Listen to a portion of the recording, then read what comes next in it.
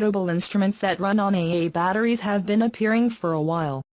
There's the Roland Boutique line, Korg's Monologue, and even the iRig mkII from IK Multimedia. Now Akai is getting into the portable game with an affordable update for one of the most popular teams.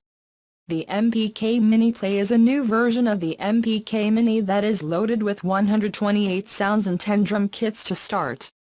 The MPK Mini Play also features 8 backlit battery pads along with a 4-way joystick for greater control, looking similar to the MPK Mini mkII. All that sits on top of a 25-key keyboard. And yes, the Mini Play can also be used as a USB MIDI controller if you need it.